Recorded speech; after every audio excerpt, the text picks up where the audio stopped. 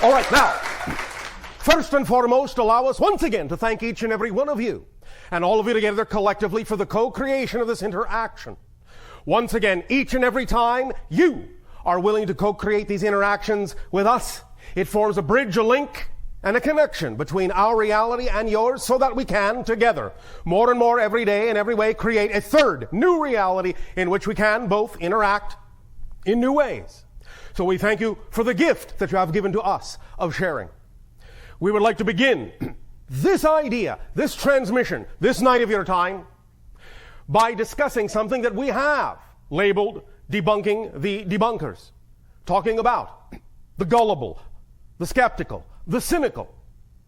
The idea has been expressed many times on your planet that there are unusual phenomenology that occur from time to time that many individuals on your planet either do believe or do not believe are occurring. Obviously, there are certain things that are perhaps misinterpretations of certain things. This can happen. Obviously, not every single thing that someone may think is a certain thing is a certain thing. Nevertheless, the idea of finding balance within your investigations and your relation to the idea of unusual phenomenon in your world is one that requires a clear, concise approach to remain in balance. And the idea is that what you call being skeptical is in and of itself a natural, healthy point of view, especially for your world, where there are so many deceptions that may occur on your planet, so many different agendas that may occur, and that individuals may wish to take advantage of others.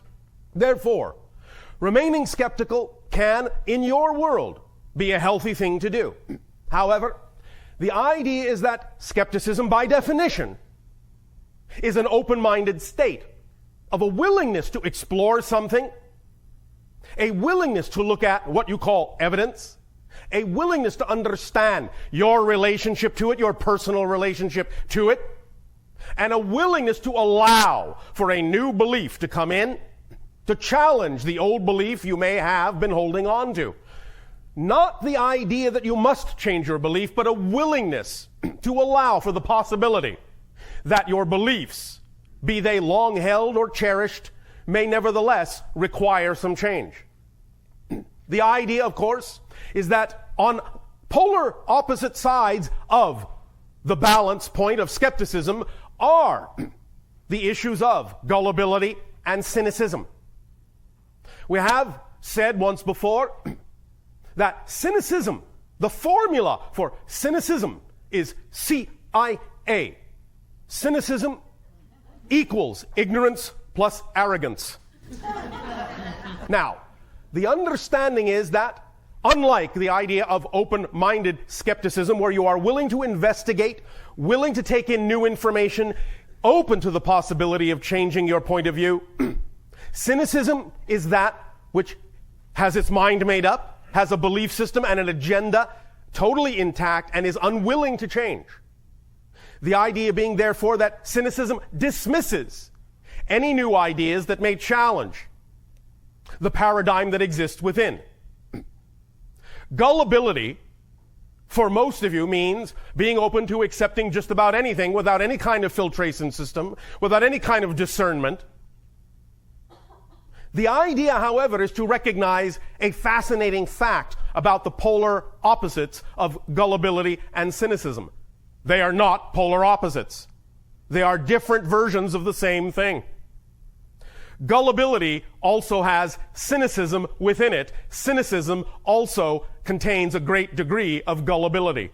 Allow us to explain. The fundamental similarity between gullibility and cynicism is the same issue. I believe what I believe, and nothing will change that despite any evidence to the contrary. The gullible, in accepting everything without any kind of discernment, are actually saying the same thing. I have a belief system that I do not want to change no matter what. It's the same thing that the cynics say. I have a belief system I do not want to change no matter what. The gullibility inherent in cynicism is this. when a cynic often looks at the so-called, are actually investigating the true evidence, the true story, may simply be gullibly accepting the folk tale and using that and dismissing that as if they are dismissing true scientific evidence, when in fact all they're doing is saying the folk tale may not be actually representative of what's actually going on, and therefore because the folk tale is not true, the reality must also not exist. And so by saying that, by approaching it that way, the cynic has actually gullibly swallowed the general folk tale that has been put forth by individuals who may in fact be gullible. So in that sense, the gullible and the cynical have a connected relationship, a marriage of sorts, and they feed off each other, all pushing away from each other in that sense, leaving the idea of skepticism in the center. So all we are basically suggesting here is that you, in your investigation of anything that you may hear that seems unusual in your world, allow yourselves to remain in the center, in balance with your investigation as to whether or not it means something to you, whether or not it ought to be incorporated into your belief system structure, whether or not it really serves you in a positive, beneficial way, and allow yourself to maintain a sense of discernment as to what is and what is not appropriate for you. Now, of course, we understand there are many different points of view, many different belief systems, and for each and every individual, whatever belief system they are holding to be true for themselves at any given moment is true for them at that moment, even if it seems contradictory to another. But the only reason we are discussing the issues of gullibility and cynicism in this context is because very often the idea of those who are gullible and accept everything and those who are cynical and accept nothing often attempt to push that point of view on others. So if you are going to have a particular point of view that you believe is contradictory to anyone else's point of view, by all means, you are entitled to create that for yourself. But understand, you are not entitled to create that for anyone else. The idea is that each and every single one of you have the power, have the given gift to decide what is true for you, but do not have the ability to decide what is true for anyone else. Therefore, in the idea of accepting what is true for you as being all well and good, the idea, therefore, of communicating it to another is where the idea of balanced skepticism comes into play, in that when you transmit information that you may feel is true for you and would never likely change, the idea of sharing that to be balanced always comes with the allowance that whoever you are sharing that point of view with does not in any way, shape, or form need to believe you. And that's not what it's about. Sharing the idea of a point of view is an opportunity to give someone an option to consider another idea, another belief, another point of view.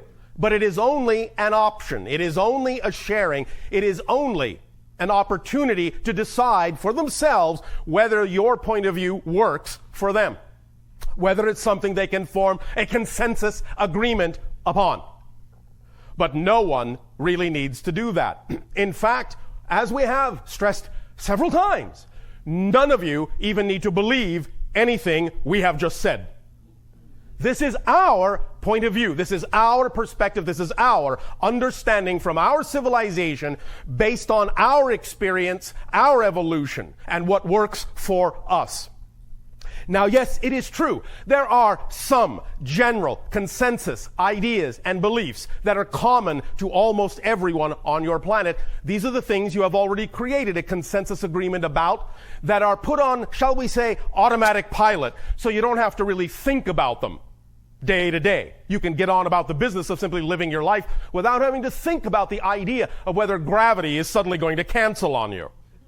That's a consensus agreement that there is such a thing as gravity. Nevertheless, obviously, in this day and age of exploring consciousness and beginning to realize that physical reality is only an illusion and that you create whatever you are experiencing it to be, many individuals are beginning to explore and examine the possibility that gravity may not necessarily be such a given.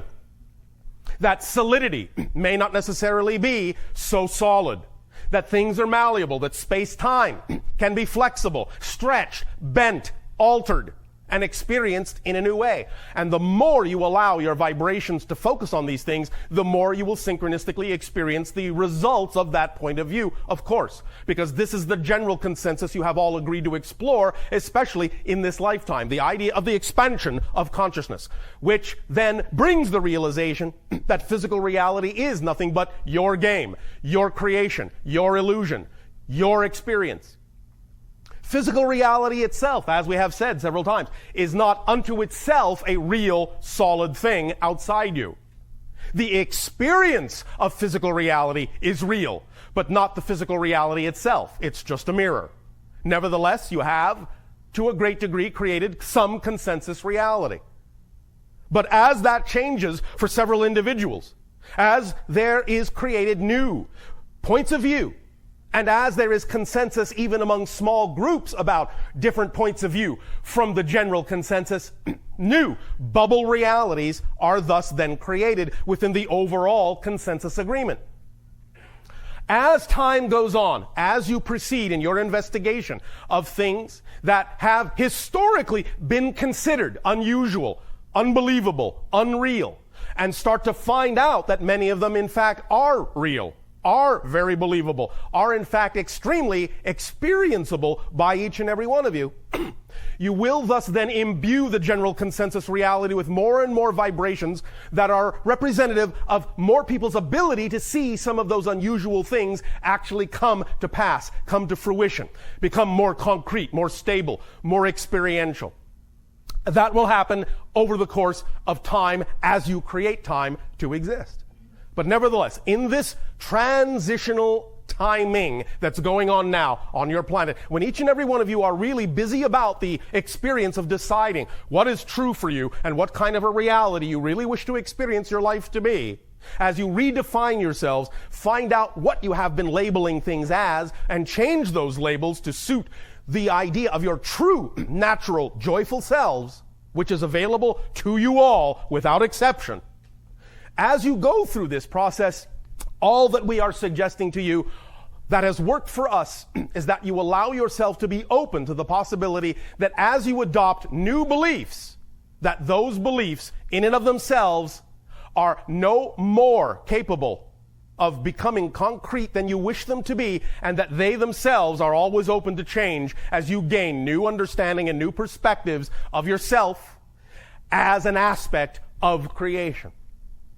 So, if you wish to experience the idea of gullibility and accept everything, as you say, willy-nilly, that's your choice.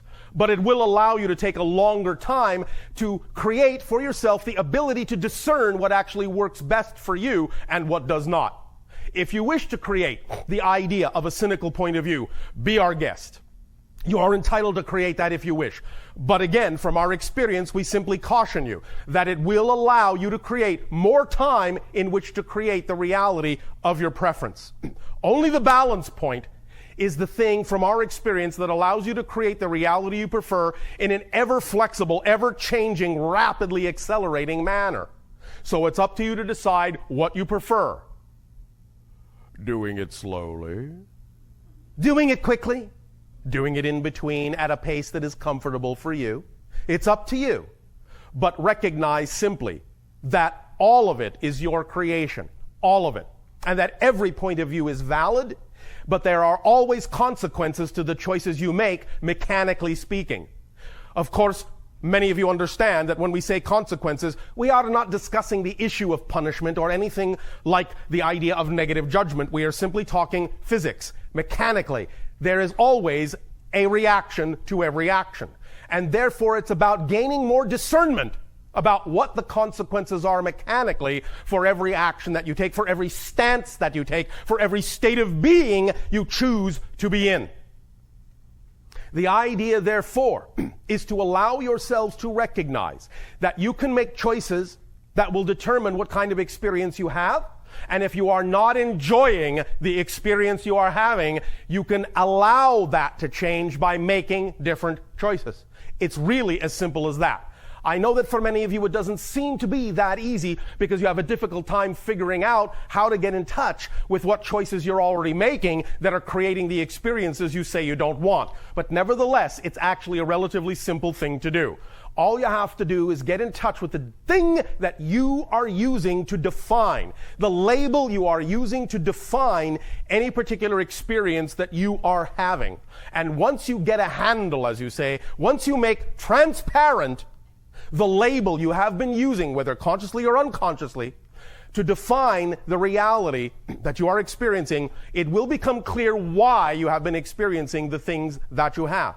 Because as you label a thing, so thus then does the consequence issue therefrom and give you that experience. What you put out is what you get back, as we have said many times and call the third law of creation. Therefore, balance is the key, literally, that will unlock all perspectives to you and give you the discernment to decide. Even if it's through the auspices of figuring out what you are not, to decide what it is you truly prefer to be.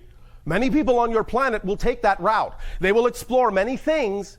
They will find that it will allow certain kinds of negative experiences to happen in their lives, but that may simply be their way of exploring what they are not to more clearly define what they are. And when you choose to go from the darkness to the light, in that sense, when you choose to balance yourself out, then by having gone into the darkness to define what you are not, it may be that much simpler for you to define what you are and that much easier to go into the light and create realities of your preferential choice that are in alignment with your true core self. Is this making some sense to you? Yes. All right. So, the idea, therefore, to simply sum up the issue of debunking the debunkers is to pay attention to the fact that when individuals seek to debunk, they are often themselves simply afraid to look at new ideas, new things. When an individual is also gullible enough to accept everything without discernment, it is also the same issue. They are afraid to see something else that they think will be something unacceptable, something distasteful, something to be feared. You may have that experience, but none of it is empirically true. There is nothing to fear in anything that you will discover. Every single thing you will investigate, every single thing, the deepest fear, the greatest joy, every single thing that you will investigate, you will always, I guarantee you, discover simply more of yourself, more of your true core being, because that's all there is to discover. However, as we said, you do not need to take our word for it. We know it works from our experience, and many of you know it works from your experience. All of you have the ability to experience it for yourselves, and we will leave it up to you to choose to do so if you wish. So once again, we will thank you, each and every one of you, for allowing us to share that point of view as a potential idea to take in, to absorb, to use as a tool in your lives, however it seems appropriate for you to do so. And in return for the gift that you are giving to us, we ask you now, how may we serve you? You may ask your questions or bring up your subjects if you so desire. So those of you, maybe a few people would like to come. I know. No, I don't. So in the meantime, Bashar, we have some listeners. One moment. How about the nice time instead of the mean time? How about the kind time? I vote for that. The All right. kind time. In I the like kind that. time. Okay. We have listeners that reach us through News for the Soul Radio. Yes. And also on the website, we have a place where people get to ask you questions. Yes, we understand. So I'm going to ask you a question from one of those sources. All right. Okay. And that question is, we'd like you to talk about climate change and global warming and explain to us, from your perspective, what's going on, and basically find out how we can best engage in helping the situation. All right. First and foremost, recognize, yes, many of you have the understanding that to some degree your technology and the creation of such things as pollution and so on and so forth are accelerating certain kinds of conditions on the planet. This is so.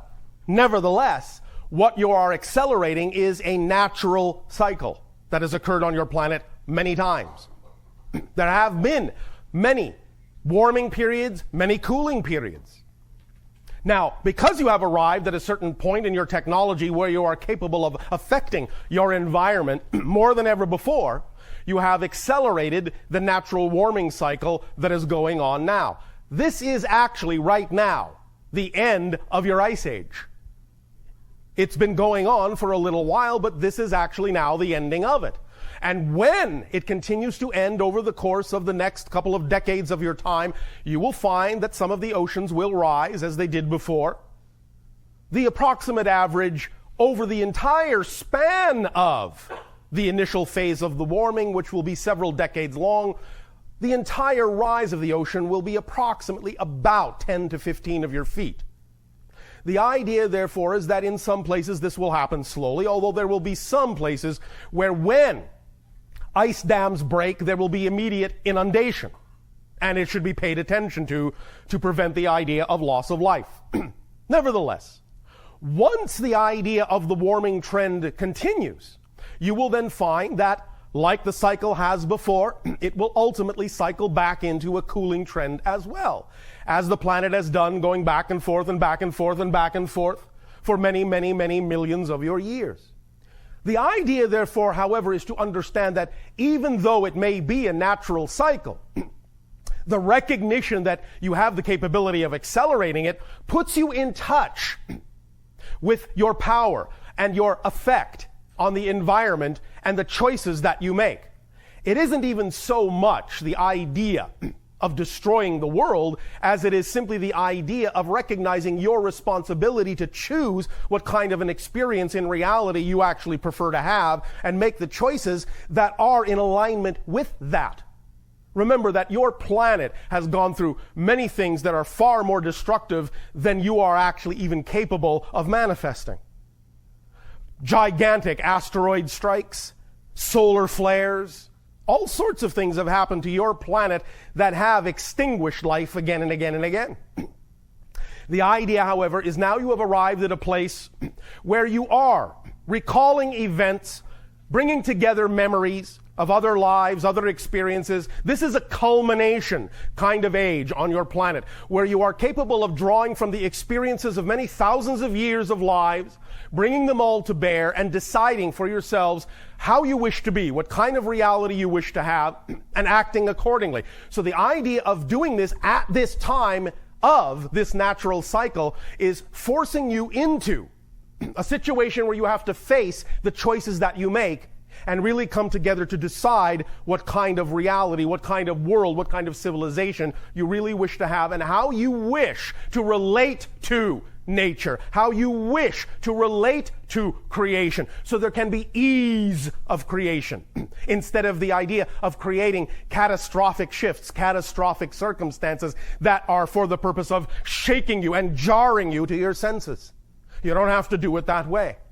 So as you learn to ease up, lighten up in your relationship with the idea of all things in nature, you thus then have the ability to shift yourselves to parallel reality after parallel reality that are already representative of the kind of world that you prefer. Because that's actually how the world changes. The world you're on never changes. It always exists exactly as it is now.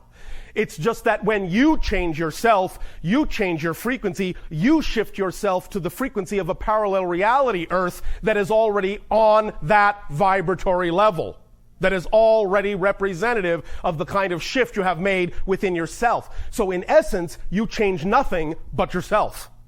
And that's how you apparently change the world. Does that make sense to you? Yes. Are you sure? Yes. All right. All right. Thanks for asking. All right. You are welcome. Do you have any books to be published soon? Like any agreement between you and Daryl to... There are already a few, and the channel and those involved in disseminating the information are working on plans to publish other books. But you can talk to them about that. All right. Since I am not part of the publishing company. All right, I'll do that. All right. Other question is, I know that our bodies are made of energy. I understand that. Yes. So any ailments or any diseases we have, does it have to do with any energy blocks in our physical bodies? It can. Again, the idea is that you have formed a general consensus reality and agreed that certain things shall be generally held as true. A lot of these general consensus truths have to do with how physical reality works. A lot of it has to do, therefore, with the idea of chemistry.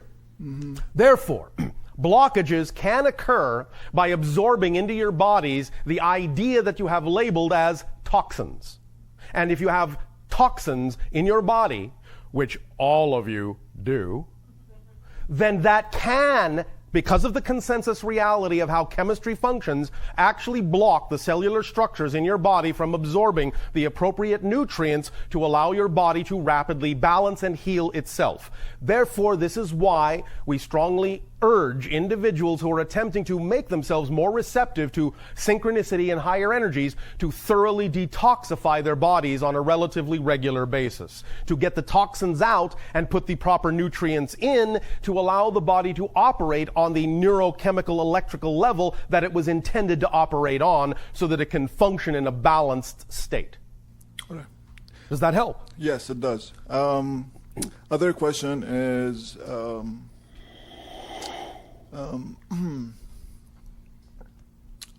it has to do with, you were talking in your book about the properties of an object. Yes. And by changing them, you could change the object itself. Yes. And you could do time travel and everything. Yes. So can we, as third-dimensional beings, become the frequencies of the places we want to go to and visit? For example, let's say Andromeda or Yes. or Mars. Or However, you cannot do that as third-dimensional beings. However, you can do it as fourth-dimensional beings. All right. So Remember that you actually exist in the fourth dimension. We know that a lot of terminology on your planet gets confused on this issue. Third density, fourth density, third dimension, fourth dimension. Physically speaking, mechanically speaking, mathematically speaking, you're actually in 4 dimensions. 3 of space, 1 of time. Mm-hmm. Therefore, by accelerating the idea of yourself as a fourth dimensional being and raising the vibration so that you're coming closer to fifth dimensionality, you can thus recognize that location is simply one of the variables of the definition of an object, and you can transport yourself to various places even as we do. Mm-hmm. So for the time being, then, we're just going to do detox and everything to be allowing the higher frequencies. It will be a beginning. We will see if you can detox your way to Andromeda.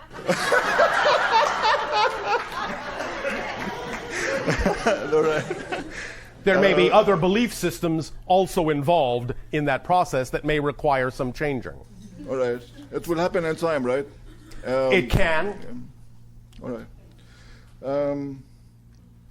All right.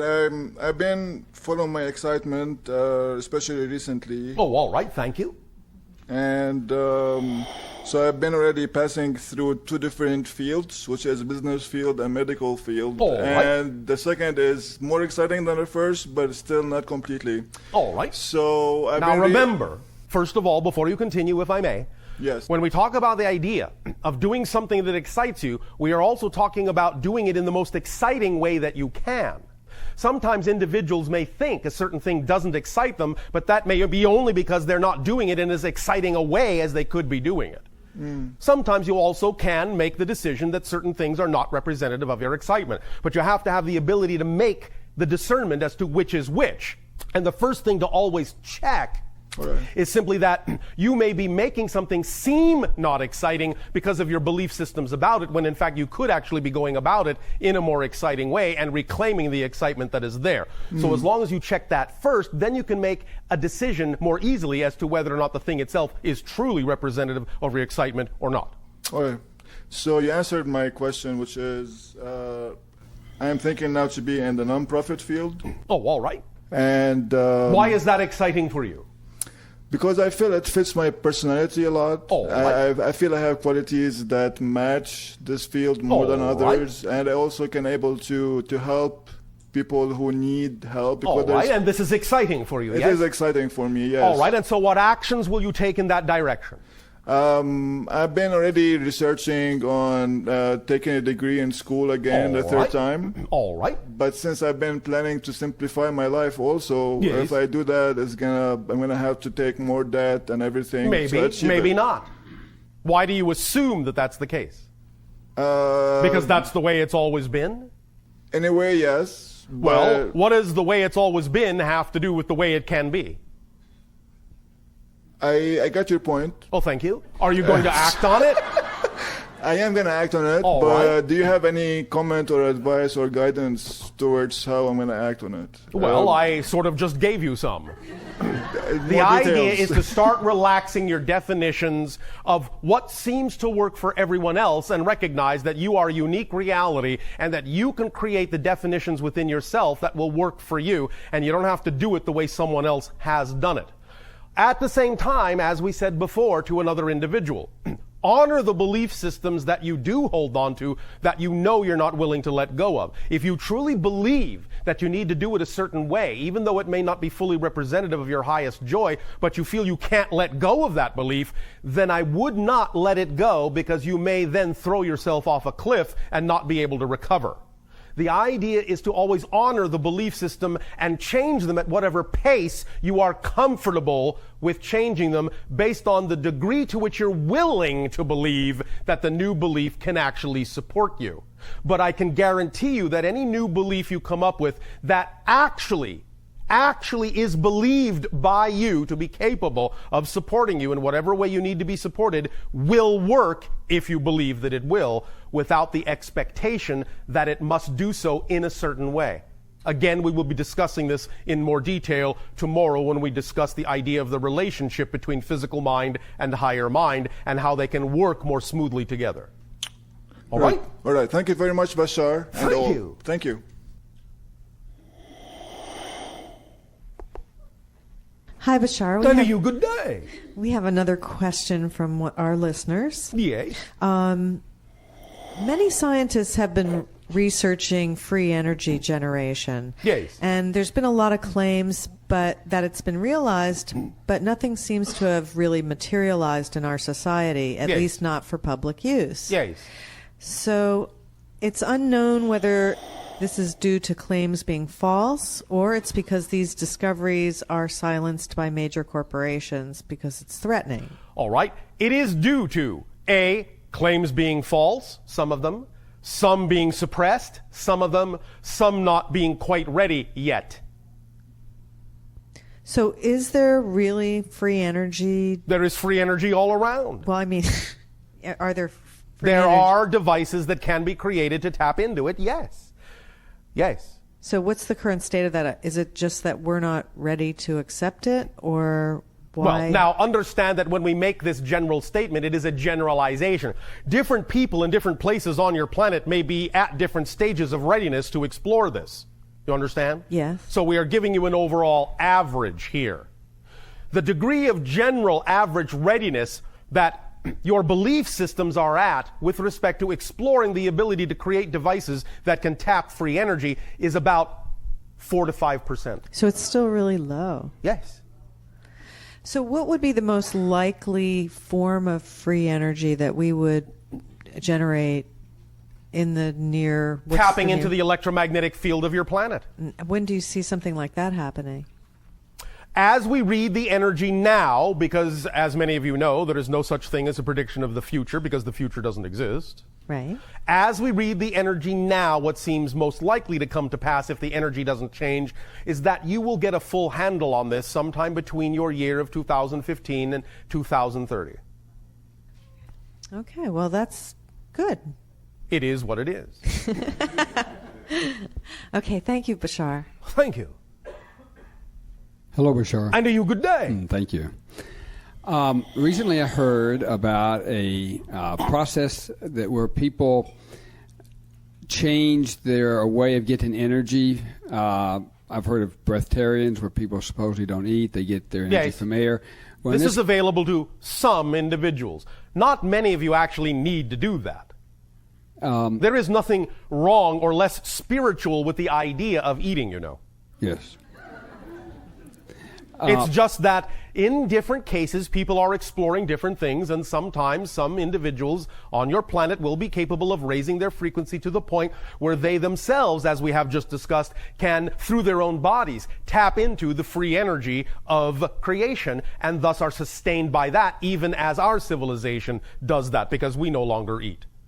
But it doesn't mean that you are less spiritual if you are accessing your energy still through the idea of food. So how would we develop the ability to access our energy through light, through our light body, say, the light that's already in us? Do you remember what we said about what acting on your excitement does to your energy? Huh? It increases your frequency. And thus, by increasing your frequency, it makes you more sensitive to higher energies, more capable of receiving and processing and accessing and using and applying higher frequencies in a variety of ways. So the only real fundamental criteria, even though there may be different ways of doing it on a case-by-case basis, different interpretations, different styles of approaching this, the fundamental common issue is the more you are willing to relax any expectations of the physical mind, the more you are willing to act with firm knowing on the things that are truly representative every moment of your highest passion, no matter what they may be, the more you will sensitize yourself to be capable of needing energy in less solid forms and be capable of being sustained by energy in more rarefied forms. If you will notice, many times when individuals are actually truly involved, engaged, immersed in doing what they love to do, are in the moment, in the present with it, they often don't eat very much. And the idea is they are sustained by the higher energy. The issue, however, is not to force yourself to do this, not to force yourself not to eat. When you find your natural balance, when you find your natural rhythm, the amount you eat or don't eat will also balance itself out. You will know when you need what you need. You will know when you don't. It becomes a natural, intuitive, second nature thing. It's not something you have to force yourselves to do. Does that make some sense? Yes. As we said, the idea of your excitement, your passion, that highest energy is your true core self. That's why it's so important to act on it at every opportunity, because that means you're in alignment with your true self. That high energy is automatically not only the driving engine, but the organizing principle of your life. And it will automatically put into proper order, in proper amount, in proper timing, all the things that are actually necessary to sustain you and allow you to expand further in that exciting state of being. Does that make sense? Yes. It all works hand in hand holistically. It's all a complete kit. It's all self-reinforcing. You don't have to do anything special to make it work.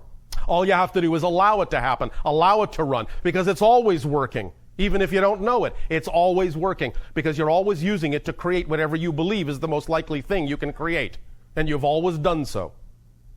And all you're attempting to do now, all of you, is simply become more conscious of the choices you're making that create the experiences you are having. You are not learning to create. You already do that flawlessly. The issue is, what are you creating? You follow?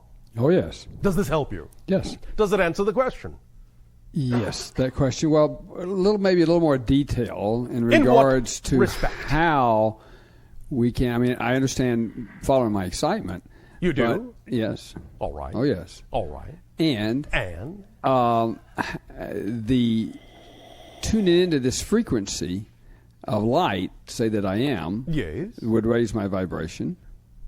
If your imagination tells you that there's a particular methodology that you would like to create as a permission slip to give yourself more ability to feel that you're tapping into that light, then trust your imagination. That's what it's there for.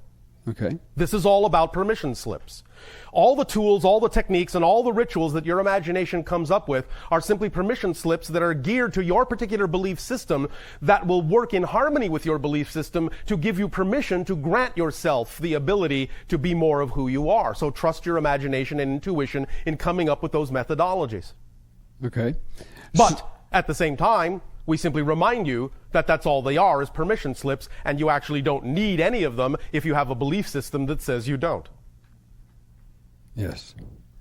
So? So, when you earlier stated that your state currently is of quasi-spiritual and physical, going back and forth, Yes.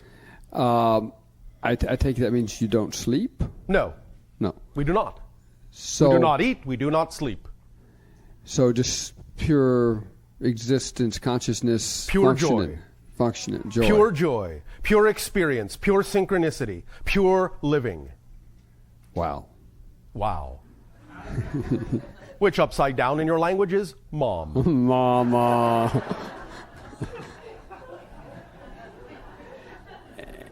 And when you said that, I guess here's a conversation about where does the imagination kick in and where does something else happening outside of imagination occur? All right. Again, this is something that we will be addressing to some degree when we talk about the relationship and the ability to communicate between physical and higher mind. Imagination is fundamentally the conduit between higher mind and physical mind through which communication from one to the each occurs. And the idea of learning to discern the difference between communication from the higher mind and ideas that may be embedded in the ego structure of the physical mind will be something that we'll be addressing in more detail tomorrow of your time. Okay. All right. So I have a personal question then. Oh, all right. So when you made that statement and I tuned into that, I felt this sensation. Yes. I don't have words for it. And So was that my higher mind experiencing what you were talking of, or was that my imagination with embedded belief systems from the past kicking in? can you define the actual sensation?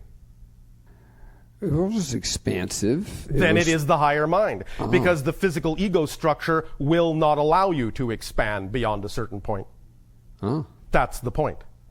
And it also had a certain flavor of pleasure to it. There you go. Now, we understand that sometimes ego structure can deliver pleasurable sensations to you to reinforce the idea of negative beliefs. But if you believe that the expansive feeling was more in alignment with the idea of joy and unconditional loving support, then it is more likely it was something from a connection to the higher self rather than the idea of the control that usually comes with the physical ego structure's version of granting you pleasure. Oh, yes. Make sense? Oh, I understand that, yes. All right. Does that help you learn to tell the difference? Yes. Thank you. Okay. Thank you. You are welcome. Another question, Bashar. Yes. We have a question about the jellyfish crop circle that recently showed up in Europe. And Yes. we'd like to know what you can tell us about it. The symbolism on one level, of course, there are many symbolisms to the idea of many of these different glyphs that are created in a variety of ways. Some of them are created by humans, some of them are not, in the classical sense. Nevertheless, they all have symbology. The idea of the jellyfish appearing at this time is to represent the notion of moving through your environment in a fluid manner, without resistance, effortlessly propelling yourself bit by bit, smoothly along. You understand? Yes. And that you can tap into that energy and allow your life to become one of ease, one of effortlessness as you move forward. Gliding, sliding, flying through the medium that heretofore you felt you could only crawl through, struggle through. That which heretofore acted as an obstacle or an impediment is now something you can glide through. It becomes a supporting medium, a buoyant medium, as opposed to that which holds you down. Does that make sense? Yes. As you lighten up your vibration, no longer do you feel the pressure of the weight of the water, symbolically speaking, above your head. You now rise up and float through it, fly through it, glide through it, because you yourself are lighter in the water and so must rise to the level that matches your frequency. You follow? Yes, that's just lovely. It's really Some beautiful. jellyfish, however, can sting. And kill. And kill. And that is always a reminder, just like the yin-yang symbol, that even though there is light, there is some darkness in it, always. Even though there is darkness, there is always some light, and both sides are always accessible from one another. So even though there may be the ability of the jellyfish to float free, there is always the reminder that you always have the ability to choose the negative side, but do not have to. The more you allow the stinger to be an accepted part of your whole being, of your whole identity, the less reason there is to choose the negative side as an experience, as long as you validate it as an equal choice, as part of who you are. Does that make sense? Yeah, that's just wonderful how that really represents the darkness and the light and how we're always at choice. Yes. Of course, there will always be those who would prefer peanut butter and jellyfish. They like their things sticky. Thank you, Bashar. All the time. And, well, Yes, I suppose I feel very much like a child. you are, I know. especially in comparison to us. That is But- not meant in a derogatory way. Oh, We only remind all of you that while some of you complain and feel that you are very old or are running out of time and that you have no time to accomplish what you wanted and oh, woe is you, that you are all actually quite young and can accomplish anything you want in timing if you stop worrying about time. So, my child, do continue. Well, I find myself, Oh, good. Congratulations for finding yourself. frequently experiencing that, playing the part of the wounded child. Aw. And I experience a great deal of pain Yes. and anger. And what is it about the pain and anger that works for you? Because I guarantee you, if you didn't have a belief in you that the pain and anger worked for you on some level, I guarantee you, you wouldn't have it. Well, You wouldn't hold on to the beliefs that perpetuate it. I think it's because it's telling me that I'm not being myself. Yes. Pain is the result of resistance to the natural self. So why are you resisting being the natural you? Is there some fear involved in letting go of the old ideas and allowing yourself to be who you truly are? Because that's the only reason why you would hold back from being your true self and creating pain from the resistance of doing so. You see, this again all comes down to the idea of the mechanism of motivation. You only all have one mechanism of motivation. You all, always, without exception, immediately choose the reality that is in the direction of what you believe gives you the most pleasure and automatically move away from the reality you believe gives you the most pain. Automatically. Therefore, if you're actually experiencing a choice that have a label on the alternative that actually makes the alternative seem more painful than what you're choosing now, even as painful as it is. Because as soon as you label the new reality as less painful, you would automatically move in that direction without hesitation. So the hesitation only comes from the fact that you may have a belief system or a definition or a label about the change you say you want to make that somehow deep down actually makes it seem more scary than staying with the familiar thing you're already experiencing, even though it's no longer comfortable for you. Does that make sense? Yes. Yes. So what is holding you back? What fear, what label, what definition is holding you back from being who you prefer to be? Can you name even one? That's a very good question. Oh, thank you very much. We have been known to ask them. Let me help you. The idea of being in pain, being in fear, is that if you are in pain, if you are in fear, use it to your advantage. Don't suppress it. Don't diminish it. Let it expand. Become even more afraid. And say, let my imagination hit me with what the worst possible thing could be if I actually allowed myself to be who I prefer to be. What is the worst possible thing I'm afraid might happen? Actually ask for the scenario to come into your mind of what the worst possible fear you have might be, and then you will start to illuminate what the belief system is. So what's the worst possible thing you imagine might happen if you actually allowed yourself to be who you prefer to be? Name one thing. Come, I know you have it in you. That's such a difficult question. No. No? No, it isn't? But it shows you that the reason it is experienced by you as difficult is because of the degree of pain you have associated to the thing you wish to choose. Let me put you in touch with another simple example. I'm not saying this is your case, but it may give you an illustration to help unlock. I understand. All right. So the idea is that in your reality, many times individuals are raised with contradictory belief systems that then become at odds with each other.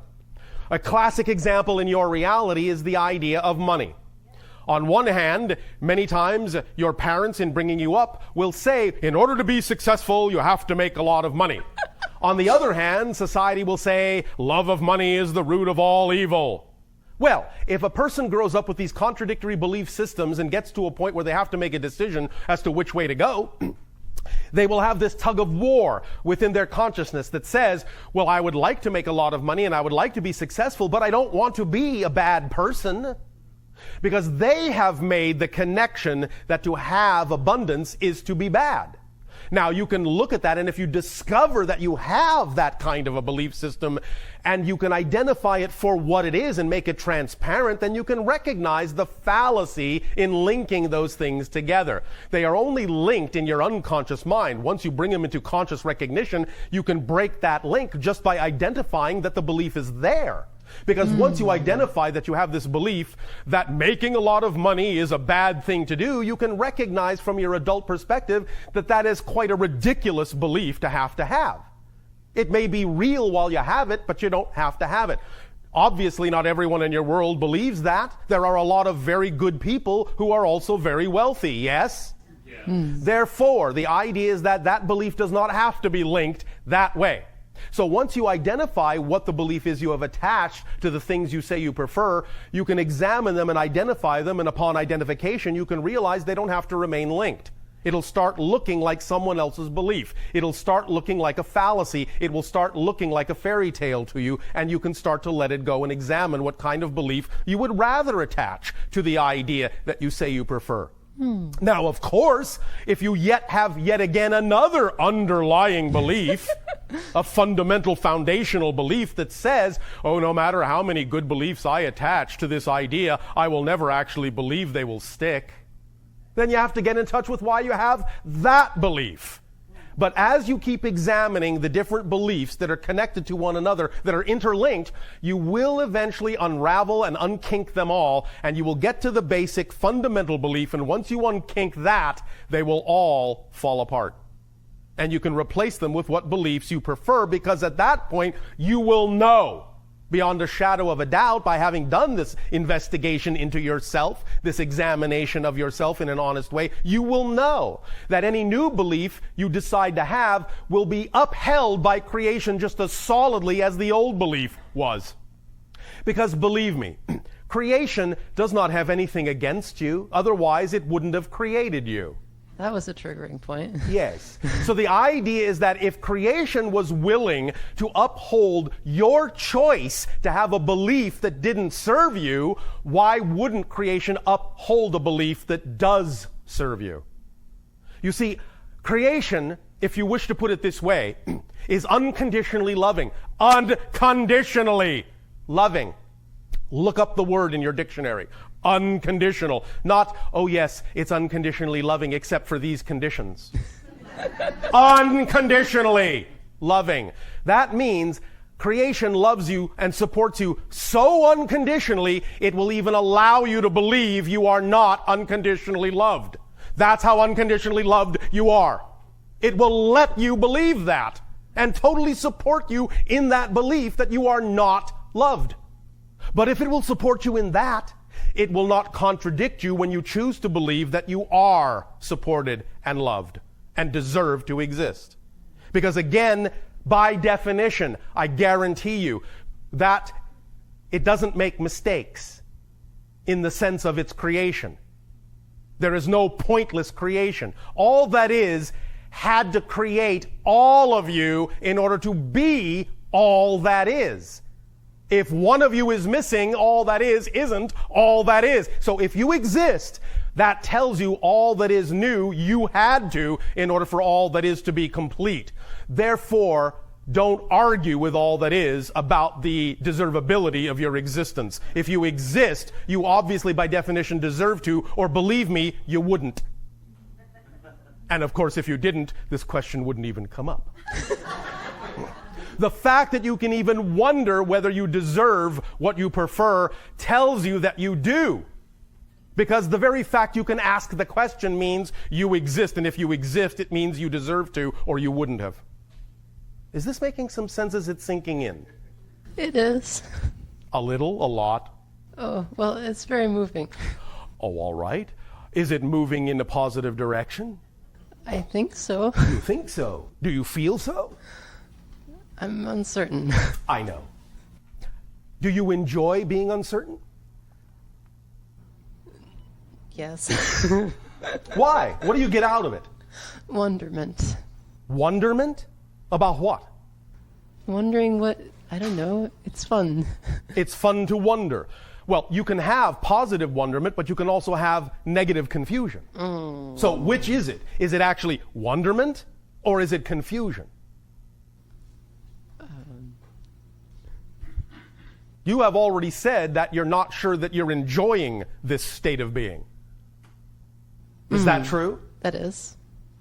Yes? Yes. Then doesn't that mean it's not wonderment in the positive sense? I suppose. You suppose. Are you even confused about the definitions of things? Oh, all the time. Oh, all the time. All right. Well, why don't you make a decision to be more definitive about your definitions? Ooh. Ooh. Is that too scary? No. Are you sure? Yes. All right. Let's go back to the original question. Oh.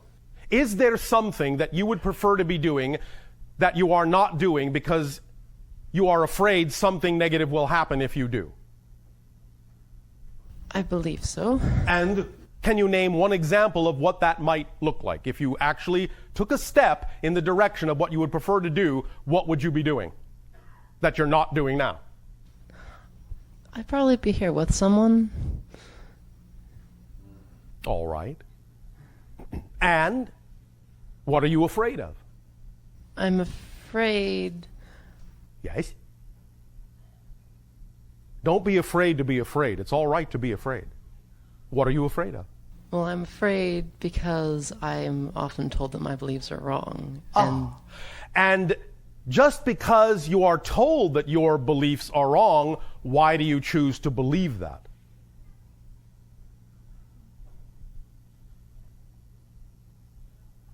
Because I trust the person telling me. Instead of yourself. Yes. Why? Oh. What do you get out of giving your power away like that? Ooh. Ooh. That's something that's often brought up. Well, I wonder why. Oh, I think that comes back to the child part. All right. Well, do you wish to continue to be the child in pain, the wounded child? No. Are you sick and tired of it enough to no longer play that game? I think that's kind of part of it.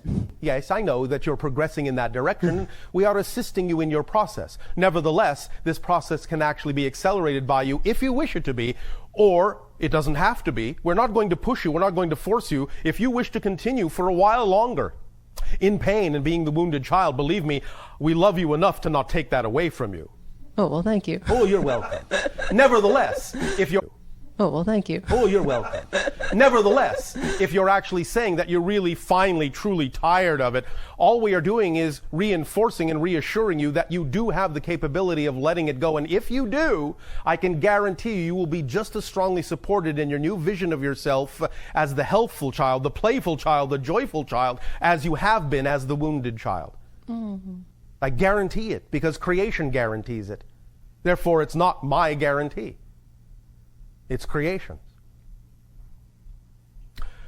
Why don't you let this all sink in, sleep on it, as you say, and see if it makes a difference in a day or 2 or 3. Thank you. All right? Pleasant dreams. You too. Bashar, we have another question. Oh, all right. Is spoon bending shifting realities? Spoon bending is shifting realities. Bending anything is shifting realities. Any movement at all that you perceive is a shift in reality because every single discrete reality is simply a static snapshot, unchanging.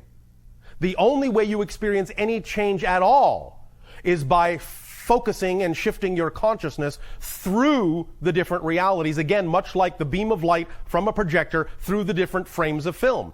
Each frame is static, frozen, a snapshot, unmoving. But you create the illusion of movement by passing the frames in front of the projector light, which is your consciousness. So as you shift from reality to reality that is representative of a different position, those are all different parallel realities.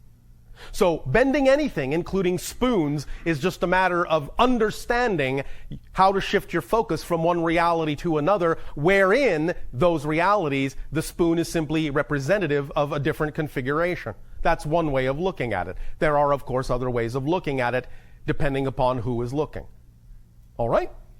I have some sense of you discussing how it's helpful to be able to spoon bend for your consciousness. Be. But again, the idea is that's just one more permission slip. If an individual's belief system decides that attempting bending spoons is a way to reflect to themselves the reality of the existence of different parallel realities, then it can be a helpful tool. But again, it is simply another permission slip to allow them to grant themselves permission to be more of who they are and be more aware of the being that they have been created to be. I see. Okay, great. Thank you for bending our ear. Hello, Bashar. And good day to you. I have more of a personal observation that leads to questions. Oh, all right. I'll start with this. I oftentimes pose questions for myself. Yes. And then I answer these questions. Very good. But I'm not sure if my answers are accurate or if they're just me trying to manipulate or con myself into creating Well, again, this is why we said we're going to address some of this in a little more detail tomorrow of your time when we talk about the idea of the difference between physical ego structure mind and higher mind and how to allow more clear communication between them. But go on for now. Okay. I'll give you an example. Within the past year of my life, I experienced 2 totally different, I guess feelings is the best way to describe it. Yes. One was during sleep. Yes. I woke up in the middle of the night, Yes. and I don't recall what happened. All All I right. know is I was completely terrified. Yes. And I can't recall what happened. All right. The other, I was driving home and just pondering to myself, and I had a thought or a vision or whatnot that was just completely peaceful is the best way to describe it. All right. Now, thinking of these two things, I try to figure out what the hell happened, to be honest with you. Why? Because I don't know Why do you need to? I'm just trying to see if there's some sort of relation between the two in which I'm trying to give myself some sort of push in the right direction to see what I'm capable of experiencing. All right, very good. Then in a sense, you have actually figured out the purpose for the experience. Okay, so I do answer my own questions You properly do. then. All right, thank you. Thank you. And can I ask you another question? That was a question. Well, I'll ask you another one after that. All right. I oftentimes experience synchronicity with timing, 10, 10, 11, 11. Yes. Does that work the same for everyone, in which those are little signposts that you put out for yourself? Yes. Okay, then that's... To let you know that you are on your path. Okay. How about my profession? What about it? Have I done it am I doing it now, being that all is now, in other realities? Do you need to know what it is? You may share if you wish. Okay, yeah, I'm a funeral director. Oh, I see. Am I doing this type of work in other realities with other beings right now? A few. A few? Not a lot, but a few. Okay, so I am some sort of And drone. other things similarly connected Okay. that you may or may not want to go into now. Oh, I can if you'd like to reveal, but I wouldn't know what questions to even ask. I mean, I'm always drawn toward the health field Yes. or more toward the healing aspect of things. All right. And I well, have you a- have also, in that sense, obviously, thus then experienced healing in other lives as well. Okay. Both healing of yourself and healing of others. Okay. Nevertheless, is that more representative of your excitement? I believe so, yeah. But I'm not sure. No, I really think I am. Oh, you really know you are? I'd like to know I am. Oh, all right. Answer this question, if I may thus then turn the tables and ask our own. Go ahead. How does a healer heal? You can heal in various ways. I can heal... Can you now? Sure. I tell you this, you cannot heal anything. Okay. Now, I ask you again, how does a healer heal? They don't. Thank you. Why? Give me a second, let me think. Seconds up. I would say all you do is allow the other individual to really... Yes. to pretty much let them know that they know what's going on already, and all I'm doing is nudging them in the right direction. How? How do I do this? Yes, how does the healer do that? Well, I'd like to say in various ways, but you're going to tell me you probably don't again. Well, there are various approaches and various styles, but what is the fundamental thing that is common to all of them? Healing. And how are they getting that idea across to the person that requires the healing? However the person needs to receive it. But fundamentally, energetically, That I don't know. they are creating the vibration of the person healed. Okay, so you're So that matching your if vibration. the person requiring the healing thus then is willing to choose to match that frequency, they will then heal themselves. That's why the healer does no healing. The healer just suggests the vibration that represents the healed person. Okay, so it's by matching the vibration is when the healing actually occurs. When the person requiring the healing matches the vibration of the healer that represents the healed state, they heal themselves and the healing occurs, yes. Okay, and last one. Could you tell me what scared the heck out of me?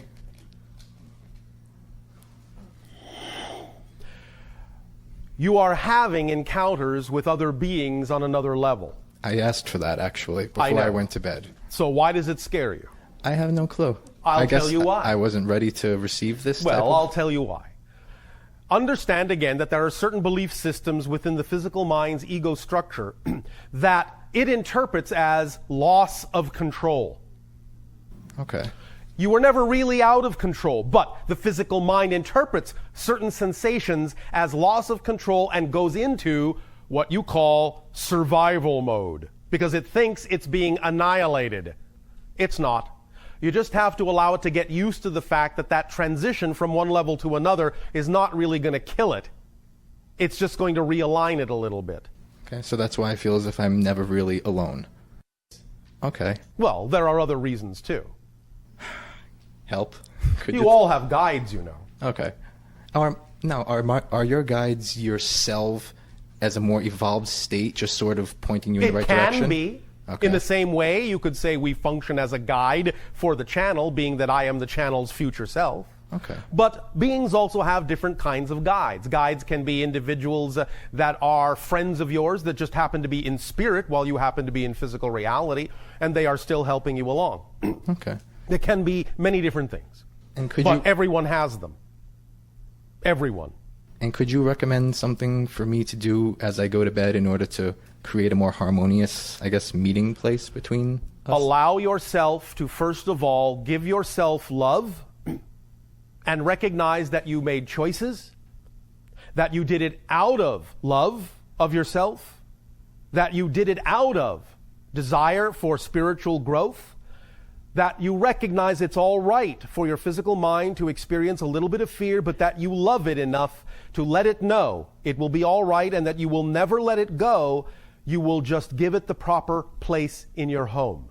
And that together, all aspects of your consciousness will have the experience and each will benefit from sharing in its part of the experience. Tell yourself that when you go to sleep, and allow yourself to know that it is all for your own positive reason. Okay. And it will eventually, whether quickly or slowly, begin to dissipate the concept of fear. Now, when that happens, you will actually gain more conscious recognition in the other dimension of what is actually happening while it's happening. And again, that may bring up the fear again, but go through the same understanding that this was chosen, that it will not eliminate your ego structure. The ego structure will be allowed its due and find its proper place. It will be taken care of. It will be nurtured. It will be helped along until you allow yourself to become the whole being where all of the so-called components lose their borders and start functioning in a holistic way. Okay. Does that make sense? Sort of, yes. Sort of, yes. Or you could allow your own imagination to supply you. Okay. All right. And finally, what can I do to remember my dreams or to participate more in them? Because most nights when I go to bed, I just wake up and it feels as if nothing actually happened. Some of what I have just told you will also help you recall what's going on. Okay. All right? Thank you very much. Thank you. Pleasant dreams. Thank you.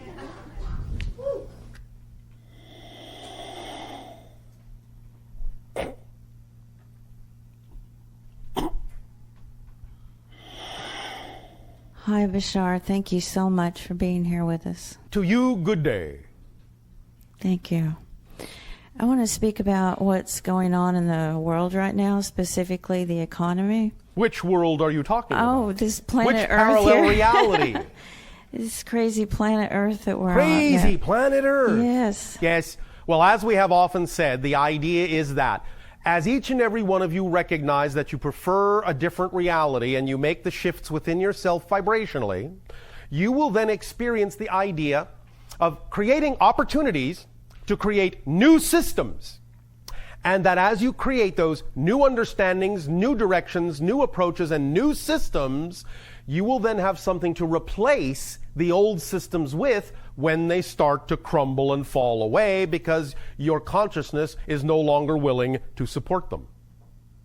So this is all you're doing. It's all part and parcel of making a shift. Again, it just depends on whether or not you are doing this by harboring old negative belief systems that are out of alignment with your truth as to whether you experience this in a negative way or a positive way. If you understand that these shifts of old things falling away is an exciting thing to have happen because it means new systems that are more in alignment with what you prefer them to be are coming in because you're shifting to a parallel reality that's more representative of those new systems, then the idea of watching these old systems crumble and fall away is cause for celebration. Yes, absolutely. That's All what I right. wanted to talk about. All right. Thank you for saying all that, because that's exactly where I'm coming from. Well, there you go. I see the old crumbling away and the new coming in. It's extremely exciting, and It is. It's very, very, very exciting. And I Yes. don't think the new can come about until the old goes away. Well, no, of course not. So you I can only s- have one reality at a time. Right, right. So I see it crumbling before my eyes, actually, and specifically the economy. Yes. So I was wondering, are you familiar with David Icke and Yes. his writings? Yes.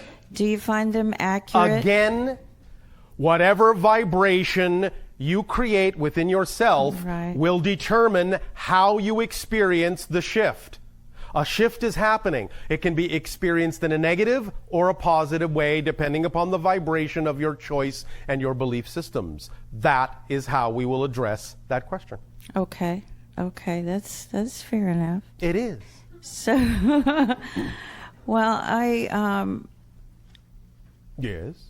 he's talking about the lawful rebellion, and I was just wondering What do you wish to buy into? Well, You just brought up the issue of economy. What do you wish to buy into? I wish to buy into letting the old crumble away because it doesn't work anymore, and going in for the equality and the love and the peace and the way Then this planet should be. add to that energy by the choices you make of how you choose to see reality. And do not be afraid. Right. All right? Okay. Okay. Regarding David Icke, and he speaks about the reptilian Yes. being the Illuminati Stop. descendants. It is not that such beings in one context do not exist, but the idea for most individuals is that what they are perceiving and giving form to is the idea of the own fears projected from the reptilian center of your brain. Can you say that again? The reptilian center of your brain is where your survival mode kicks in. And when certain fears come up and bubble up from the reptilian center of your brain, many individuals, because of their fears, will project and cloak other dimensional energy in a form that's representative of their own fear. It may not even be what that being actually looks like, but humans will often see them in certain ways that are representative symbolically of where the fear center of your brain is, that your own scientists have labeled the reptilian brain. And that's what most of you are seeing when you talk about the idea of encountering a negative reptilian beings. Now, we are not saying that beings don't exist that do look like that, but they are not what you think. They are not what has fallen into your mythology. And therefore, again, we suggest the idea is to stop paying or buying into the ideas that don't resonate with the reality you prefer. Stop giving them credence. Okay. Appreciate your chosen vibration and allow the vibrations that are not aligned with you to depreciate. Then you will have the economy you prefer. Okay. All right? Do you see that happening? Do you? Do you? It's your planet. Now, I will only give you a hint, but I will not remove the responsibility from you in giving you this hint. Because the responsibility is still in your hands, and you can still change things for positive or negative anytime you wish. The only hint we will give you is this. Were things on your planet not improving? Were you not shifting to a parallel reality that is more representative of what you prefer? We would in all likelihood not be having these conversations with you, because it would be pointless, wouldn't it? Yes. Okay. So what does that tell you? Oh, that's good. Now, because I have said that does not absolve you of the responsibility of creating that reality. It's not going to happen without you, just because we perceive the collective energy may be on a roll right now. Right. You can still go the other direction if you want. But if you don't prefer to, don't give credence to the things that are out of alignment with what you prefer. All right? Okay. Well, Yes. let me ask you this then. Oh, I'll let you. If we say, for instance, we head down the wrong road. Okay, not wrong. Just negative. Very, very negative and destructive. Yes. And So what? So what? So what? So what? Do you understand that you are an eternal being? yes. Then so what? Do you not understand that you have parallel lives in parallel realities where Earth has completely and utterly destroyed itself? Yes. So what? Here you are. Now, I understand that may be not what you prefer, but that's all there is to it. If it's not what you prefer, don't do it in this reality. You've already done it in other realities anyway. Well, it's a matter of collective consciousness. I So? mean, so It's a matter of you deciding what part of the collective to agree with Right. and agreeing with the collective of another reality that is more the resonance you prefer. Right. It's not a matter of what the collective consciousness believes when it's out of alignment with your preferred vibration. You have the ability generally to experience a reality that you prefer regardless of what the collective is deciding, because the idea in general is that's part of the collective agreement. The collective agreement says that any individual can experience any collective it wants. You understand? Right. Yes. So choose the collective you prefer. Okay. Does that help you? Sure. That's good. Thank It's you. all good. Thanks.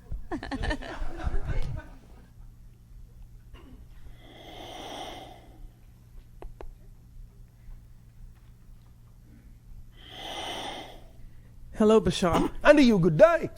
When I came here tonight, being invited by a friend, and never heard of you, or All never. right. This is the first time I'm seeing Well, you. we have never And- heard of you, and this is the first time we are interacting with you two as well. And I find it quite fascinating. Oh, all right. We find you all fascinating too, so at least the feeling is mutual. My first question was initially going to be, I will be retiring in 5 years with a 35-year career with the fire department All right. as a paramedic and a fire inspector. Yes. And I'm thinking about retiring to Washington or Oregon. Oh, all right. However, now seeing what I've seen here, Yes. I've always been fascinated with the animals. Yes. I've had a very close connection with them. All right. And have been training search and rescue dogs for the last 20 years. Been to Oklahoma and New York Trade Center and stuff with my dogs. But Yes. You're not going to retire, are you? no, because I've taken it a step farther. Yes. A couple of years ago, I went to a weekend workshop with Carol Gurney, an animal communicator. All right. Mainly going there because I've also done some stand-up comedy. Oh, all I've right. gone there I was initially going to say maybe I could find some new material to do stand-up comedy because I did not believe in this. But lo and behold, I had a gift for communicating with dogs. Yes. And so can you tell me about that a little bit? Well, obviously, your intention in blending the idea of stand-up comedy with communication with dogs is to put on your own dog and pony show.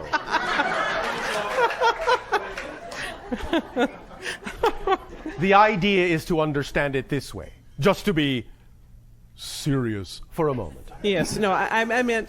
S-I-R-I-U-S. The dog star. The dog is the symbol of service in your society, and your already chosen calling has been one of great service. You are simply shifting the form in which that service is now taking place and working directly with the symbol of it, the dogs. And it is connected to the star system, Sirius, because it is again represented by the idea as the dog star, at the same time also connecting to things like dolphins and whales telepathically, energetically. But because the dog on land is the symbol of service and you are attracted to be of service to your society, you are now forming a new relationship, a closer relationship, a more intimate relationship with the idea of the animal directly to be of service in a different way with them. But is it easy for other people to connect with them as easy as it's been for me? Well, no, not everyone chooses that. But people can if they wish. But it doesn't matter, because those that wish to will. And your only concern will be with those that do. Yes? Yes, So, why worry about those that won't? that's true. Thank you. Thank you. Remember, as we have said, there are no one-sided coins. If you have the head, there is a tail, and you're wagging it. That's true. The idea is that if you have something to share, there will always be someone willing to receive it, or you would not be inspired to share it because there are no one-sided coins. You understand? Yes. Does this help? Yes. All right. Thank you very much. You are welcome.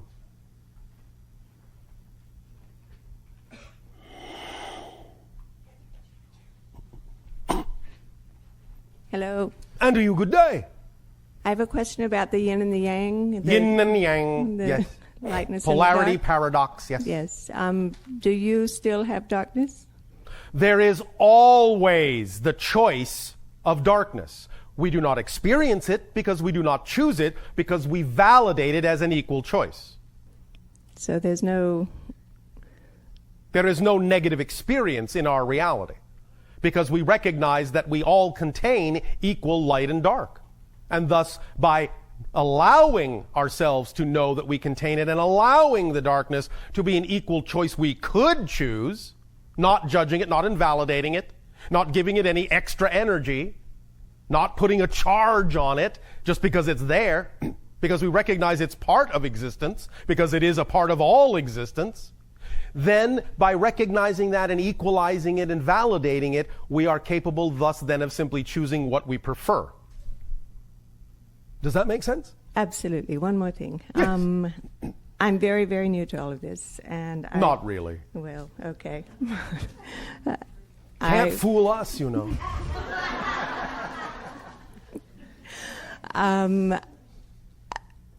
For the last 3 months, this has all come up for me, and Yes.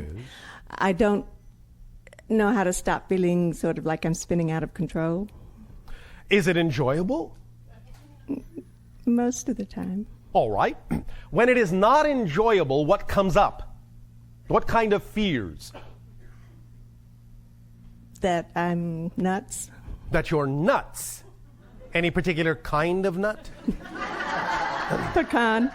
Cashew, filbert, peanut? Pecan. Pecan. All right.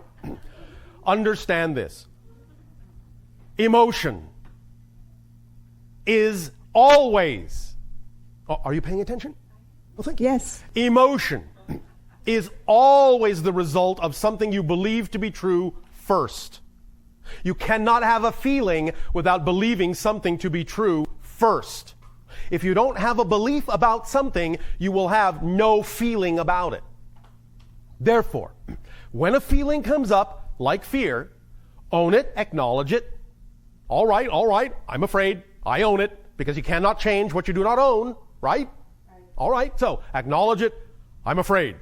Now, the question is, what would I have to believe is true about myself in the situation in order to feel fear? Then you can start investigating what the belief is that generated the fear. And when you find out what the belief is, you can change it to something that you would prefer.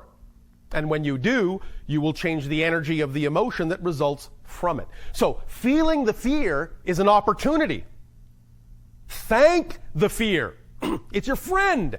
Fear goes knock, knock, knocking on your door saying, hey, you have a belief that's out of alignment with your preferred self, and I'm letting you know that. So you say, thank you, fear. Thank you so much. Now that you've put me in touch with that belief that I no longer prefer, I am now transforming my fear into the excitement of finding out what that belief is and changing it. So you use fear by acknowledging it, owning it, accepting it, and then transforming it into excitement by recognizing that fear is just a messenger to put you in touch with things that are out of alignment that don't belong in you. And you can change them. Because you are a 100% energy. You just have one energy. You feel your energy as joy when you pass that energy, filter that energy through belief systems that are in alignment, in harmony with your true core self. But you feel the very same energy as fear when you pass it through belief systems that are out of alignment and in discord with your true natural self. So fear is a barometer that lets you know you have beliefs that are out of alignment. Get them back into alignment if you prefer to do so. So thank you, fear. Use your fear. Make a friend of your fear. Then you won't be afraid to be afraid. Does that make sense? Yes, thank Does you. this help you? It does indeed. Is the spinning now turning into more of a dance? Yes. All right. Thank you. Thank you.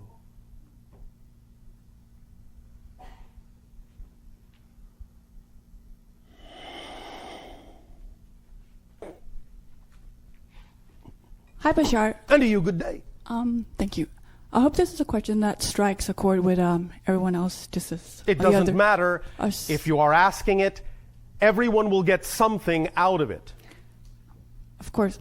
I wanted to ask if you could comment on the relationship between sex and the human soul. It's more of an open question in the sense Yes. of wanting to understand what belief system you would advise for channeling this very powerful, amazing energy Sex in a sexual is way. an alignment of all the different levels, thus then grounding the higher energy into physical energy in an aligned way and opening up channels within the body that allows for communication back to the higher level. Beautiful. It is the grounding of a circuit, the completion of a circuit, and thus then once the path has been defined, it is thus then the allowance of the lightning strike to align all the centers and allow for clear communication back to the higher levels. That's its fundamental function. Yes. Now, how it can be addressed, how it can be experienced, of course. Right, without all the judgmental, burdensome value that we impose on it. The that has idea sociologically is simply this. What any individuals prefer, what they choose to believe is preferable for themselves, simply needs to be communicated to others clearly and concisely so that all individuals involved in whatever the relationship form is all know what the belief systems of the other individuals are and are all given the opportunity to decide whether or not for them personally what is being offered is true for them or preferable for them. Other than that, no judgment need apply as long as there is consensus and consent among the idea of those that are capable of giving consent. Then, in that sense, it is all for a positive reason. Completely agree. Thank you. So in which framework should we address the situations where, let's say, there's a lot of collateral damage in terms of, let's say, people abusing, let's say, children to raise their own vibration, to try to, in a false or wrong way, or without judgment, of course. The idea, again, is to recognize that each and every individual must be allowed to be in touch with their true self, not to devalue any part of themselves, and to empower themselves with respect to all aspects of their being in a positive and loving way. And to know that there is always a way to express any aspect of the self in that positive way without the idea of being responsible for anyone else's reaction, but always being responsible to everyone else to be your true self in the best way you possibly can. Teaching that self-empowerment lesson to your children will allow them to grow up in a balanced and centered way and express all aspects of their being in the same and similar way of balance. Make sense? Yes. That brings me to a follow-up question. Do we then form, as some people suggest, soul ties that last in our lifetime? Is it all based on a belief system? Let's say, if that we takes believe place on many different levels, beyond belief. Belief system is only a function of the physical reality. Beyond that, it's simply knowing. Is there a law of knowing that there will be that, regardless of what we believe? There are only 4 laws in creation that we have ever found. Number 1, you exist. You can't change that, period. Number 2, everything changes. Number 2, the one is all, the all are one. Number 3, what you put out is what you get back. Number 4, everything changes except the first 3 laws. Everything is based on that. So when you talk about the idea of a law of knowing, not really, except as it keys into the idea as an expression of a combination of the 4 laws. The idea of making soul connections happens on a level above the idea of belief systems. It happens on a knowing level, and that can carry down into physical reality in many different ways. But there are such things as soul groups, soul connections, soul families. Just as you have families, just as you have friends, just as you have connections. It can happen on higher levels and does happen on higher levels and can express itself in many different levels. All right? Does that answer the question? Or on a were you higher level, intending on some a higher other level, idea? I suppose abstract level in, I guess in terms of, if we think of, without any, position of judgment or anything. Yes. When people term, let's say, casual sex, if you believe, that's fine, is it fine? Do we carry the other person's I will burden? repeat. When you explain yourself and your beliefs clearly to the other people in the relationship so that they know who you are, and they clearly and consciously consent to interact on the same level, no harm has been done. Okay. Make sense? That makes full sense. Thank you. I get it. I guess the other quick one was, a lot more important. How would we alleviate the collateral damage that happens through people channeling through, let's say, child prostitution? Well, which happens. Again, The idea of any so-called damage that has been done would require a deep understanding of the conditions and the belief systems that created the experience to begin with, and a sharing and a helping and an assistance to allow those individuals to learn from those choices and to choose other things that may result in more positive experiences from that point forward. Anything that has ever been experienced that is negative can always be turned around and always be used to create positive experiences. And sometimes many individual souls may actually choose to have a negative experience in order to really learn how to transform it into positive light. As we have often said, very often on Earth, we experience what we have termed the rubber band analogy. On Earth, you have rubber bands. You pull them back very far, and when you snap them, they go and they fly very far in the other direction. Well, many souls choose lives that do this. They will experience the idea of going and stretching and pulling themselves deep into darkness because they know the farther into darkness they go, when they finally use it in a positive way and let go, it will snap that much farther, that much faster into the light. So all negative experiences, if you choose to, can be turned into positive ones, and the degree of energy used to create the negative one can be representative of the degree of energy that can result on the positive side as well. Remember, many of you, we know, think of yourselves as a primitive culture. And we understand that in certain ways, technologically and so on and so forth, yes, all right, you may not always have the understanding or the advancement that other civilizations might have. But you must understand something very important energetically when it comes to negative and positive energy. There is a reason why we have called you the masters of limitation.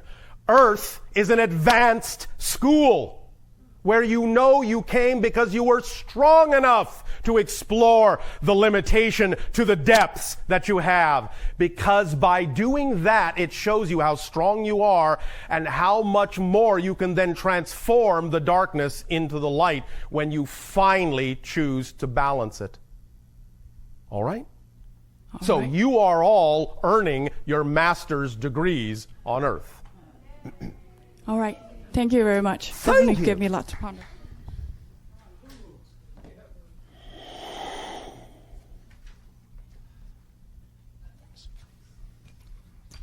Hello, Bashar. And a you good day. Wow, I can't believe I'm here with you. Oh, all right, then you're not. I just want to thank you for all the help. You've been very helpful to me, and I'm sure many others.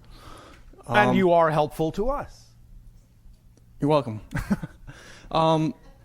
Thank you. I have, as far as languages on this planet, yes. Going by the so-called three races, Mongolian, Negroid, and Caucasian, is there a direct link in some ancient time between all those? What about the idea of what you call the other races? Yeah, that too. All right. So what is your question? I was just wondering if, like, say, for example, my family's native Korean language. Yes. In some ancient time, what is its root and relationship to, say, the root of the Latin language? There are a variety of things, obviously, that have happened throughout history on your world. Obviously, the root of all languages go back to a single one. Yes? Thank you. So the idea is that as your cultures diversified, as they also experienced interactions with many other kinds of beings, little bits and pieces here and there began to change. Different ways of expressing the self, different recognitions, and many times also pulling down information and different concepts from higher dimensional and spiritual sources also resulted in the formation of new ideas, new concepts, new words to go with it. So at this time on your planet, all the different languages are the result of many different diversifications, both within the environments of your planet and in the idea of the consciousness of different people, but also because of what those people have accessed from different realms and different dimensions of reality and chose to express physically on Earth. Make sense? I'm following. Yes. Well, where else do you wish to take this? They all go back to the first civilizations, as we have already discussed, of the idea of Atlantean civilizations and Lemurian civilizations, where they all originated. And I guess I'm implying, I assume that that also includes so-called alien civilizations as well. Well, as we said, there have been interactions and diversifications from interactions with different kinds of beings throughout your history. Some different cultures have received here and there more words than others from different civilizations and have incorporated them into their languages, as well as accessing different concepts from higher dimensional places. So yes, at this time, all the different languages are generally a mix of a lot of different things, both on and off your Earth. And when we were created as a hybrid species, many different languages from Earth were actually amalgamated into our initial language. So our language is a hybrid of your languages. And your languages are hybrids of other languages. Thank you. Thank you. And I think one last question is, yes, can you help me understand the mechanics of understanding how there could be multiverse if a universe is infinite? What has that got to do with canceling out the idea of a multiverse? The multiverse is simply a way of saying that within the infinite oneness, there are an infinite number of variations of that oneness, thus then forming a large oneness that contains variations of itself.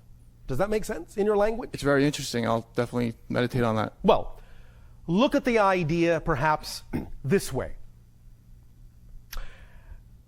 Let's say you have a cake. What's your favorite flavor of cake? Yellow with chocolate frosting. Oh, all right. Now, you have one cake, yes? Mm-hmm. Now, what happens if you cut the cake in half? It's in two pieces. Yes. And therefore you could say you have a multi-cake. Mm-hmm.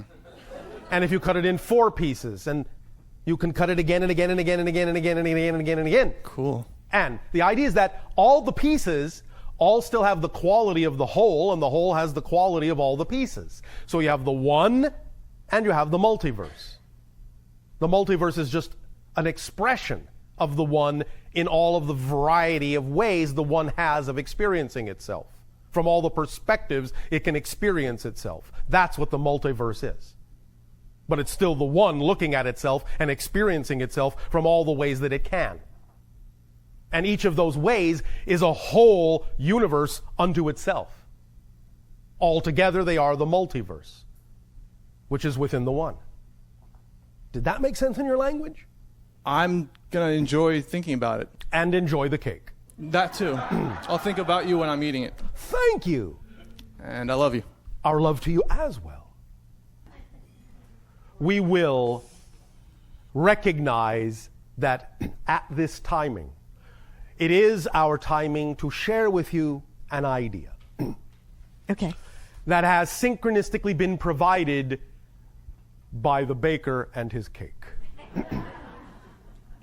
Recognize the idea of cutting the cake into many pieces. No matter really, to within a certain degree, we understand physically this will change, but for the purpose of this illustration, allow yourselves to hypothesize that no matter how small you cut the pieces, they all still contain all the ingredients that were in the whole cake. So that you can look at any piece, and by looking at the quality of any piece, you can understand the qualities that the whole must contain. Therefore, look at yourselves. You are all pieces of cake, pieces of pie, cut from the greater whole, and look at the qualities in yourself. You have consciousness. You are self-aware. Therefore, that's a quality shared by the whole. It is aware. It is conscious. And the proof is in the pieces. So all you have to do to know the whole is track back the qualities of all the pieces, and you will know that the whole is all those things too. We will extend to each and every one of you our deepest heartfelt appreciation at the co-creation of this interaction and the forming of this link and this bridge this day of your time, and a new reality in which we may all play together in a new way. Our unconditional love to you all, and a fond and exciting and creative good day.